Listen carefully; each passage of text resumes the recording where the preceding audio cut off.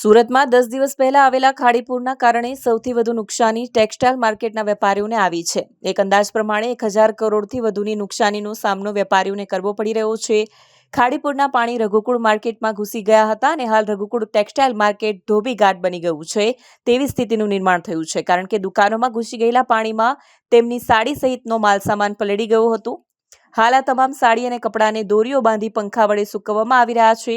1000 કરોડોના નુકસાનીનો અંદાજ વ્યક્ત કરાયો છે. આગામી તહેવારોની સિઝનને ધ્યાનમાં રાખી કાપડના વેપારીઓ દ્વારા તૈયારીઓ શરૂ કરી દેવામાં આવી છે, પરંતુ ગત સોમવારે સુરતમાં વરસેલા ભારે વરસાદે ઘણા વેપારીઓની આશાઓ પર પાણી ફેરવી દીધું છે.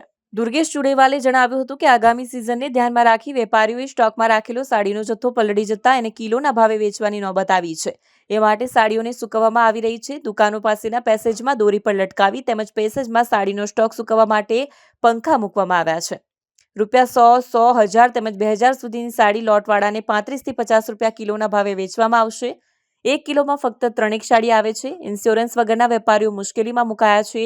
રઘુકુળ ઉપરાંત સિલ્ક પ્લાઝા, અનમોલ, સોમેશ્વર જેવી 8 જેટલી માર્કેટમાં પણ પરિસ્થિતિ ખરાબ છે. ખાડીપુરના પાણીમાં પલળેલી સાડીનો સ્ટોક પાણી ઓસર્યા બાદ ભારે દુર્ગંધ મારી રહ્યો છે. આ સ્ટોક મૂકવા બીજી જગ્યા નહીં હોય તેવી દુકાનોના વેપારી ભારે પરેશાન થઈ રહ્યા છે. ઇન્સ્યોરન્સ नहीं હોય તેવા વેપારીઓ પણ મોટી મુશ્કેલીમાં મુકાયા છે. राजीव उमर संकल्प साड़ी से क्या कहेंगे किस तरह से पानी की वजह से ये सारा पानी क्या है पिछले 10 दिन पहले अचानक पानी एसएमसी और मेट्रो के काम के कारण से अचानक पानी रघुकुल में घुसा, जिससे कि आसपास के मार्केट से लेकर करीब करीब 600 से 700 दुकानें प्रभावित हुई, जिसमें 100 करोड़ के ऊपर का नुकसान हुआ। प्रति दुकान में लगभग 20 से 25 लाख रुपए का नीचे का फर्श में जो पड़ा हुआ था माल पूरी तरह डैमेज हो गया है, जो आज किलो के भाव से धोबीघाट की तरह आप देख ही रहे हो कि मार्केट के 10 दिन बाद भी स्थिति क्या है, आपके सामने स्थिति है। बार बार ये कोशिश की जा रही है, मतलब काफ़ी दिक्कत का विषय। व्यापारियों का आंसू नहीं पूछ रहे हैं कि क्या करेगा क्या नहीं करेगा आने वाले समय में, क्योंकि साड़ी 10% के रेट से बिक रही है। कितना नुकसान हुआ?